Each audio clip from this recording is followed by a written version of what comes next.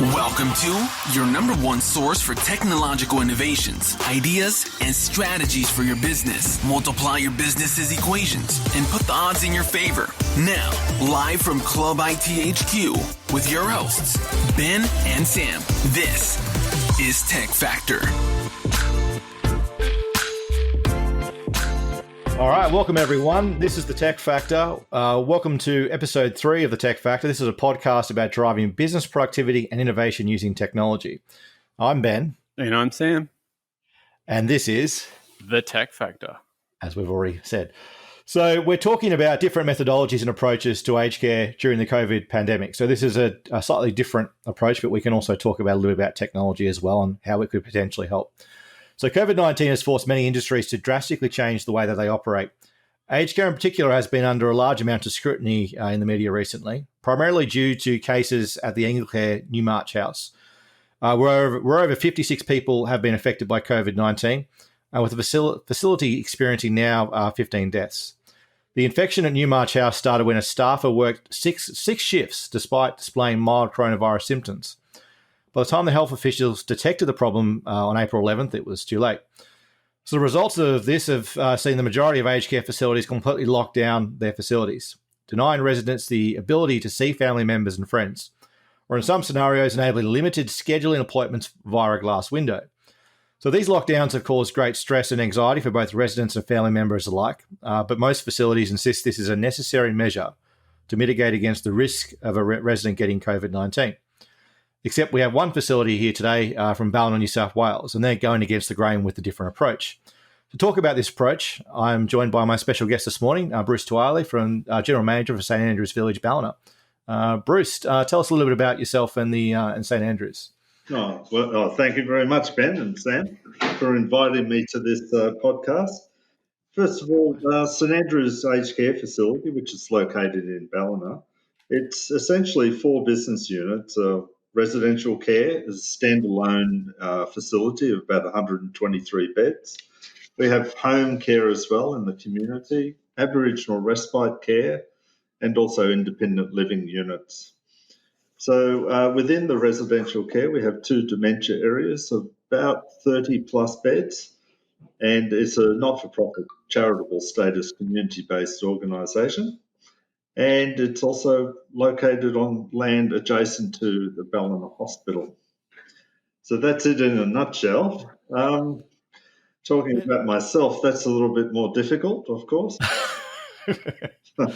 So some people have no trouble doing that, but it's look, what we might try to do, because we can talk a little bit about, because I know with some of the questions we talked about, we're going to get into some bit about your background, so we might come into that later. So let's talk about St Andrews' approach. So obviously St Andrews has a unique approach under COVID-19, and can you tell us about the approach and why you've chosen a different approach?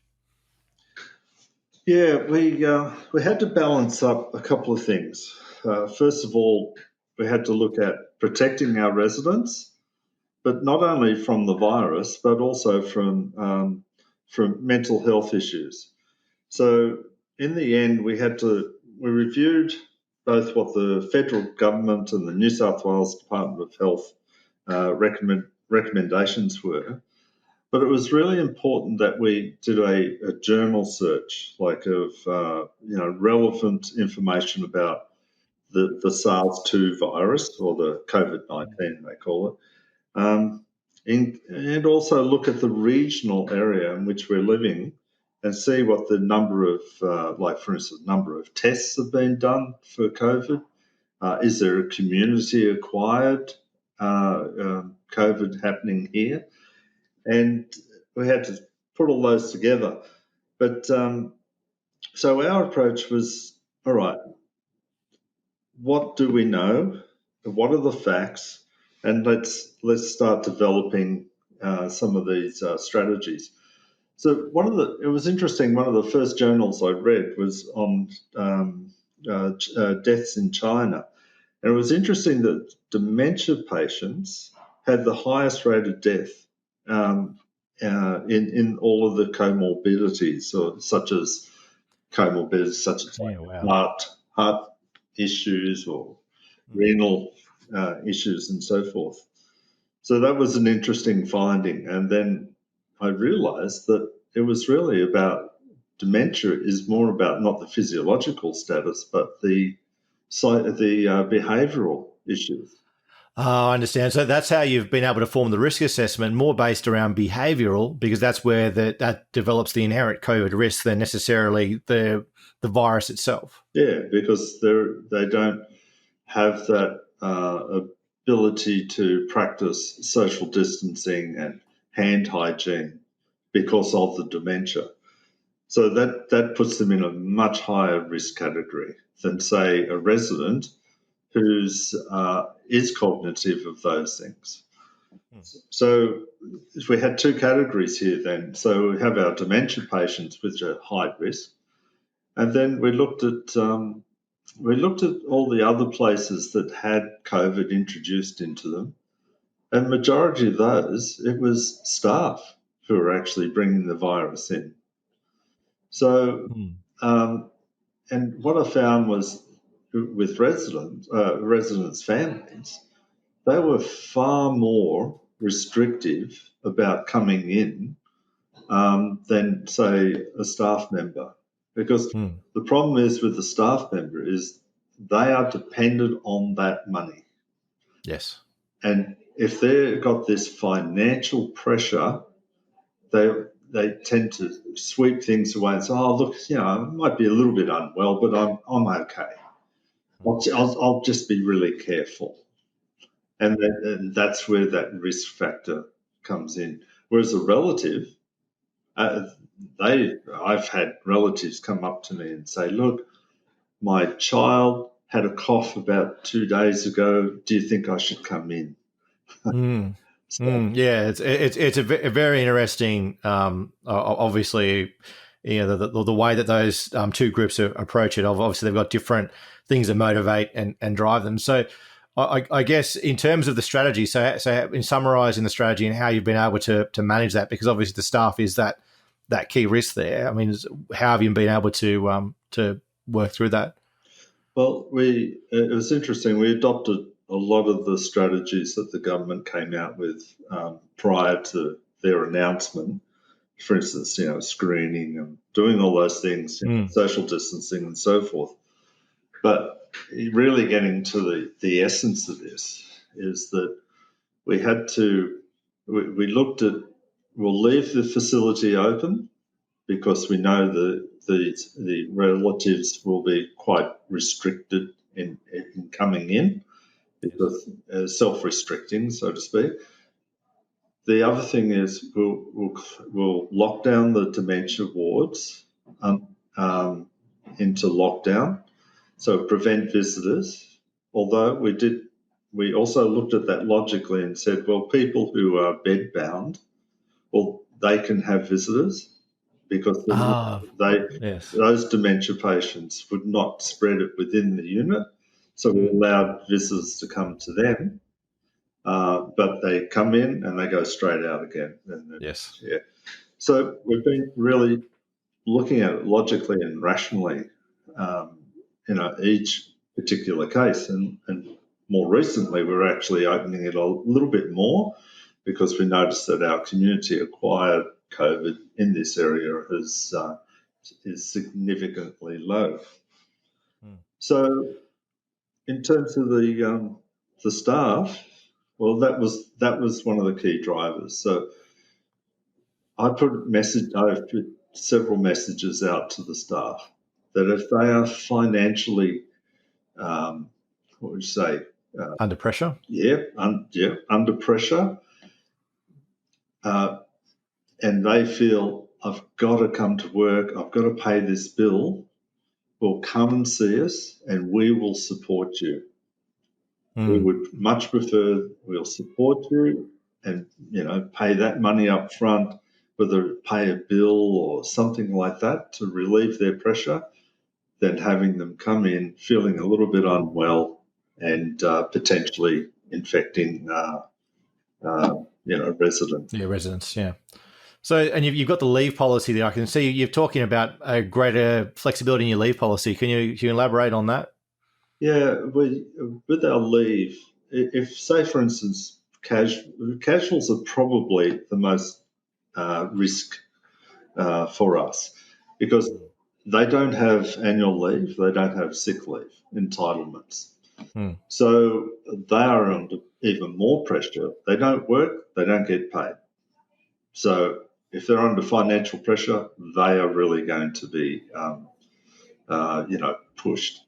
But also with our policy, it's generally you use up your entitlements as if you're unwell. But because of this particular situation, we're giving them the freedom of having leave without pay, or they can use their entitlement. Whereas normally they'd have to use their entitlements. And that's one of the things that I guess we were looking at. So in terms of because one of the key challenges in aged care is rostering. Rostering is always a massive challenge, and it's quite clear that even an organisation like Anglicare, which has numerous locations, no doubt around Sydney, they had massive issues in relation to rostering. So I guess how have you approached rostering any differently with COVID-19? Yeah, rostering. Yeah, that's always it's a major issue in any aged care, particularly regional areas as well. So we've got agencies and we've got a casual pool, but generally that doesn't suffice. So we looked at extending shifts if people are willing to do that. If we had a shortfall, we've even done some split shifts. They come in the morning and then they come back in the afternoon. But in essence, we've had to look at it in a different way. And it's about being flexible and more dynamic with your rostering. So maybe something might necessarily be the normal way you go about it. Normally you'd say, okay, you haven't done enough hours this week, or you try to be as flexible with it as you possibly can be. If people are obviously, within limits, of course, but where people can do more hours, a couple more hours, and you go, well, maybe they'd normally be limited to 15 hours. You can go, okay, well, that particular staff member can do 20 this week or whatever. So just trying to be flexible and dynamic and trying to work with the staff to sort of come up with that best optimal solution. That's really what it's about. Yeah. Yeah. And always a fallback position that if we ever had so many staff off because of COVID or because of sickness, that we had our care plans would be modified in order to prioritise the absolute requirements that the resident needs and make sure we did those first, and then the other things that we offer also in those care plans, they would come secondary to the absolute requirements. And is there anything particularly unique about St Andrews that enables you to take a different approach? I think because we're standalone, we don't have a corporate office as such. It enables us to make our own decisions here. Be more fluid, yeah. Yeah, and that has its risks because you don't have a greater pool of knowledge and understanding, I guess. But I think our multidisciplinary team is such that we're able to do that. Yeah, I think that's a really interesting point, and it's something which, I know the obviously the aged care inquiry sort of touched on a little bit about the size of different facilities and the whole amalgamation of facilities. The fact that you can have, if you can have sustainable independent facilities, that gives you that flexibility to be able to react to these types of scenarios much more quickly. You can have obviously you don't have all these extra layers of bureaucracy, and you can be, because in the ideal world, and we know in business, and I know, Bruce, you've been in other businesses before, you want to be able to be as flexible and dynamic as possible in your business. And certainly some businesses will get to a certain point where they're so large and bulky and so bureaucratic that you don't have that flexibility to get things done. And so trying to get that perfect size and that balance where you're able to react quickly to events and in the world, not just with COVID, but there's all kinds of things in technology or in politics or legislation where things are changing quite rapidly. So to be able to react and adapt and have a business that can be quite adaptive is obviously a strong advantage, and it is a unique advantage that an independent facility will actually have because, again, the big problem is with all this amalgamation that does occur in the aged care industry is that you lose a lot of that adaptability, and I think that's a really important point, and it's something that does make Zen Energies quite unique in that aspect. Yeah, I agree. And can I also add that we have a fantastic board, extremely supportive. The best board. We have the best. Yeah, of course. No. Yeah. No. It is honestly having a supportive board is the difference between a successful business and a not so successful one. You need to have trust and leadership there as well, and that's extremely important. Yeah. So I guess one of the other key things I just want to touch on that we want to discuss. So, I mean, it seems like if you look at the Anglicare example, in the case of infections, and effectively, there was, and the worst thing you could possibly have in a facility is to lose residents, particularly at the scale that they have. Then they obviously have the issues with their staff to perform duties, the reputational damage.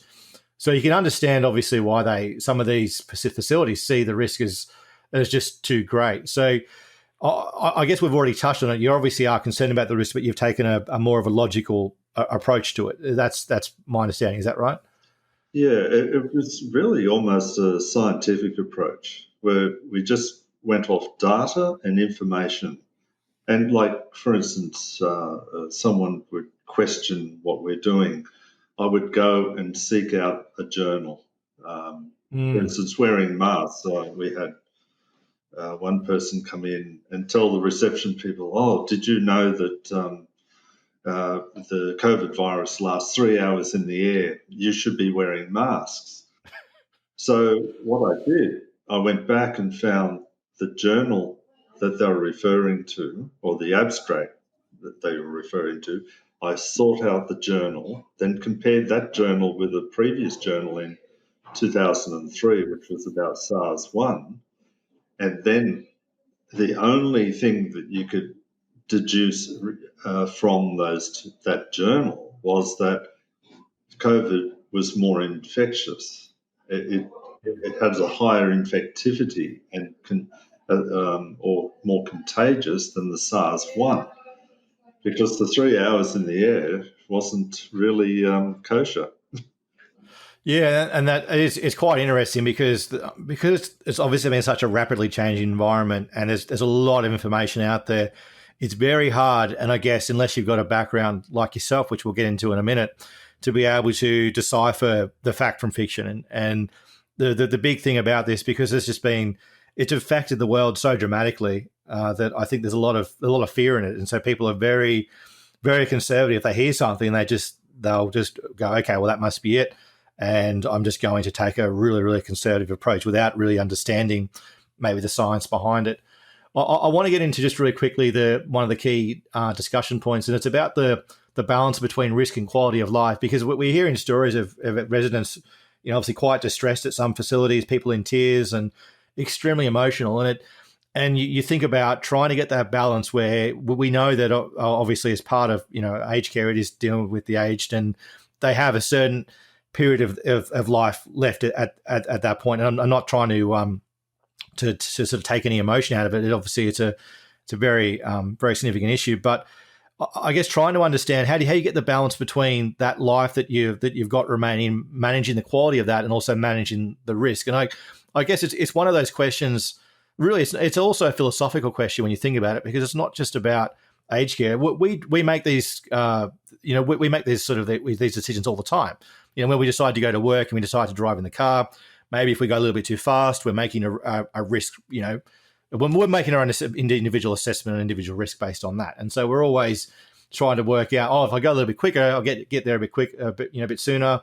Obviously, maybe I get my work done quicker or something. And, we're all making these risk assessments all the time. So I guess specifically in aged care, how do you achieve that balance between that risk and quality of life?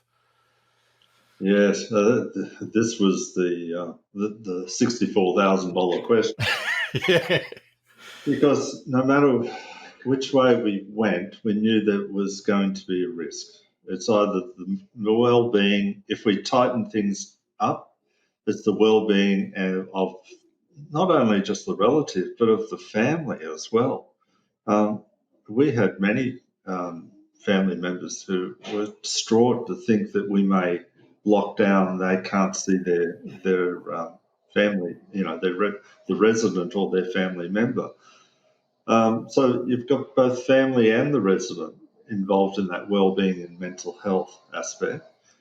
And then on the other side, you don't want them to die from, COVID that's introduced into the organisation. So I think I'm very fortunate. I'm married to a mental health nurse, RN, and we had a lot of conversations about mental health and well-being, and we've had these over the years. So for me, it was let's see how far we can go in order to preserve their well-being and mental health. So once we started getting, and I repeat this again, the facts, Like for instance, I told all my staff and the residents, turn your television off. Don't listen to the vast amount of information that's going to come over that television because most of it will be, sensational.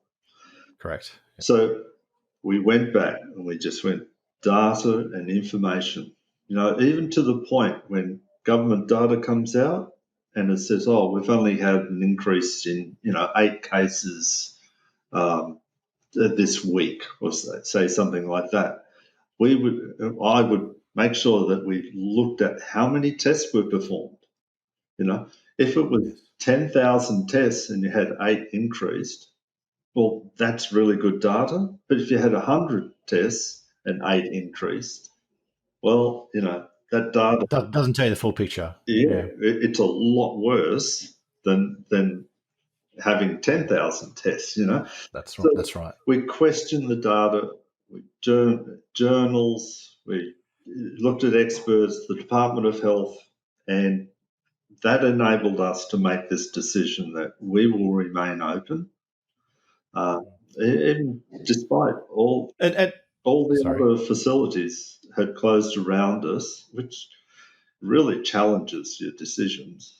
It does. It probably makes you second guess things from time to time. Yeah, but it actually made us more aware about the decision that we're making, making sure that we had the right data, and it was a good exercise. And look, the others have taken their action, and that's great.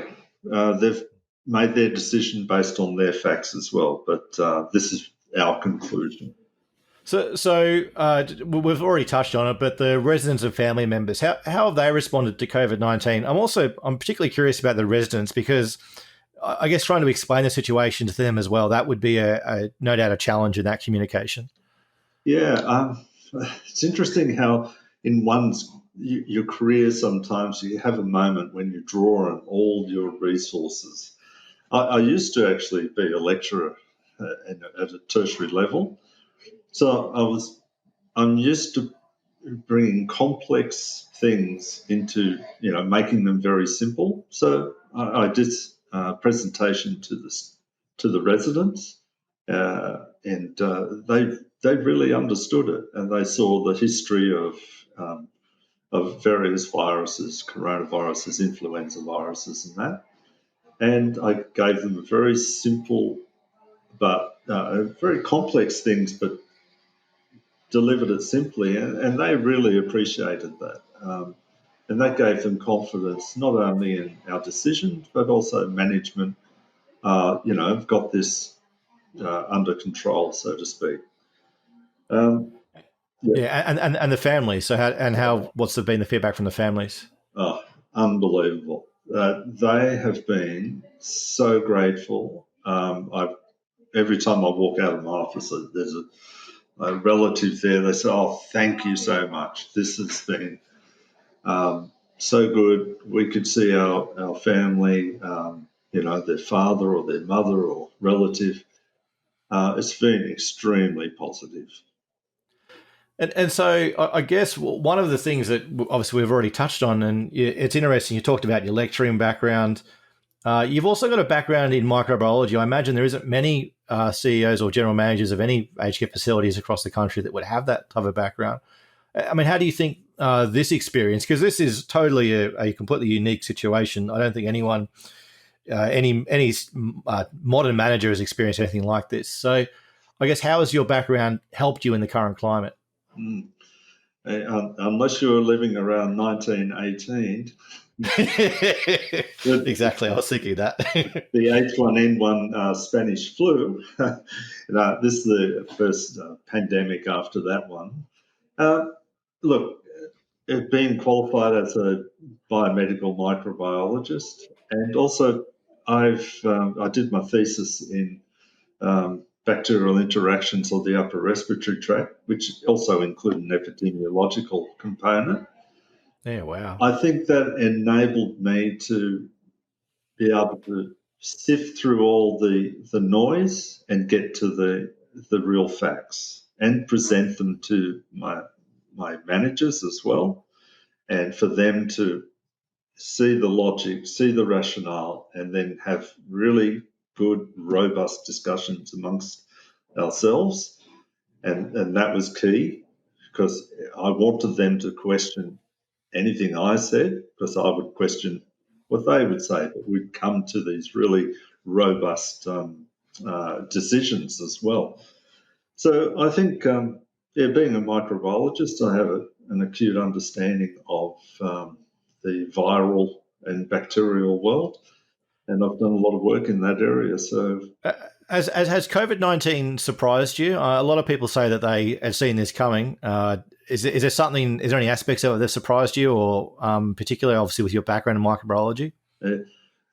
It's interesting. When I was doing my undergraduate program, my degree, one of the lecturers there said, "Look, we are due for a pandemic. They come in cycles, and that was about 20, 30 years ago. Okay? And Yeah. it's been building, and we've seen these small episodes throughout, Epicenters, yeah. yeah, epidemics. But this one has just got away on us. I think all the factors came together with flights, people movements in the world, and so forth. It just all came together. It was bound to happen, but it's been quite a shake-up for the world.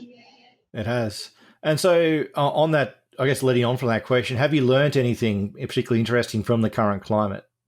Oh, it's confirmed a few things, but I've also learned a number of things, and that is open and honest communications with both your residents and your staff will always build trust, and with trust builds confidence. The other things, that ignorance builds fear, so get that information out there, but don't listen, don't go into overload in terms of listening to information. Pick the eyes out of what you think are really important announcements, and just take those and then do your reading. So, overload of information just confuses everyone, I feel. Yes. And one of them was turn the television off. I think that's a great piece of advice, I think, for everyone, regardless of the COVID-19 situation. I think a little bit less TV, I think it will do us all good. And if you are going to watch a movie, don't look at movies like Pandemic or I think, yes. yeah. There's a lot of really good end of the world movies out there. I probably wouldn't have, Pandemic, I might skip like over like a meteorite hitting the earth or something instead. And I think also a couple of other things I'd like to mention is, in extraordinary times, you need extraordinary courage, commitment, and resilience. I think those are some of the key words for my staff and how my management team have gone through this. And I think emotional intelligence is not only desired, but it's an essential component when dealing with extraordinary times such as this. It's a really good point, because the thing of it is, when you end up in situations like this, and just on the topic of leadership in general, you can't really rely on past experience per se. So you can rely on your past skill sets and traits and things that, I guess, little points you've learned. But it's about, you really have to, as you said, have that courage to go, okay, well, sure, I don't really know exactly what's going to happen in 6 months or whatever. Obviously no one can predict the future, and the way this unraveled, I think it was somewhat unpredictable in the way that it unraveled. I think the pandemic itself was predictable, and maybe better strategic planning on the federal government's behalf, but not obviously not just the federal government and the state at the wheel, asleep at the wheel. There's all kinds of obviously bodies that were asleep at the wheel on this one. But I guess also that's part of our economic model, right? Like I guess the way the world economy works, it just doesn't favor resource allocation to these types of things. But it's, I think maybe it will now. So obviously now that we're consciously aware of it, I just hope that we don't do the same thing with other events like climate change and other things that may occur in the long term, because by nature, we are a very short-term species. So we do have to think that long term. And I think, thinking the next 10, 20 years, and because there will be another pandemic, that's what they've got to prepare for. And it's the same deal, whether it be, climate change or any other threats to human existence. We need to take them seriously. And either way, the world will, well, I guess whatever you like to describe it philosophically, but Earth will sort it out one way or the other if you don't. So, nature is a wonderful thing, but it has an incredible power as well.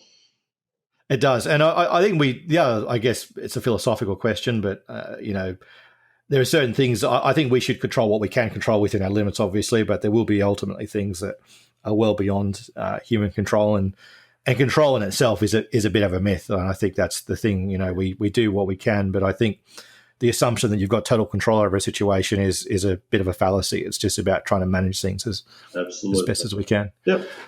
So Bruce, I just want to ask one more question, because we are a technology-based podcast. Is there any things that you've thought of in terms of the way that maybe technology might be able to help this type of situation? Perhaps maybe a more advanced type of monitoring system for residents? Yeah, I think there's going to be a lot of thought given into how we monitor residents through technology. It's certainly an area that I'd like to see it advance, because I think we're relatively primitive at the moment in the way we do things. But for me, technology has been an absolute must here. And it's given us so much more efficiency and effectiveness.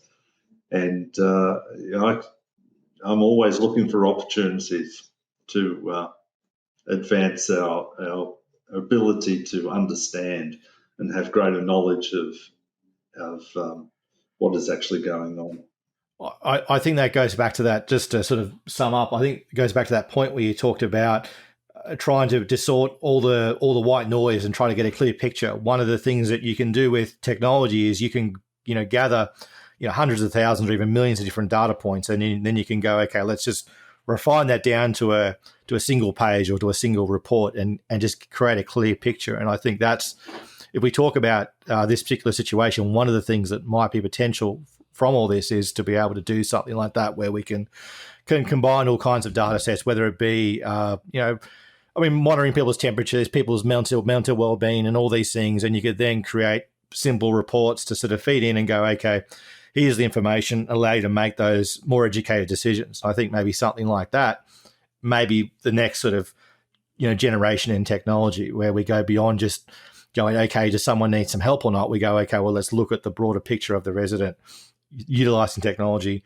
bring all those data sets together and create a nice single page to understand, I guess, the risk, and then also understand what we can do to help those residents. Yeah. The key I've found, like I've developed a little bit of software in my life, but the key is to have something complex and to be able to present it simple. So many times I've seen software and that they have all the bells and whistles, and it just confuses you in the end. It's got to be simple to use, simple to access, but it's got to crunch really a lot of data in the back in order to give you that piece of information that's going to be really relevant and that you can make a difference to other people's lives. Yeah, I think that's a great way to sum it up. And that's what we're all here about, to improve ultimately the lives and the quality of life of the residents. Bruce, I really appreciate it. Thank you for your time this morning. That's all right. I'll send you the bill. Yeah, thank you. And I'll shoot it out via PR. So I think this is it's been a really insightful podcast, and I think there's definitely some interesting lessons to be learned. I think some facilities may pick up some ideas, and I think harping on that, going on about the scientific approach and these bits and pieces. I think really it's quite a it's not completely it's very logical, but it's about taking that step back and just looking at it from a strategic point of view and not getting wrapped up in what you see and read here on TV, and just taking a very honest, logical, managed approach. And I think that's been a great success there for St Andrews. So thank you for the time, and really appreciate it. It's my pleasure. Yeah, thank you, Bruce. Thank you. All right, that was Bruce Tually from St Andrews Ballina. So that was the Tech Factor. I'm Ben. And I'm Sam. And we'll see you guys next time. Thanks.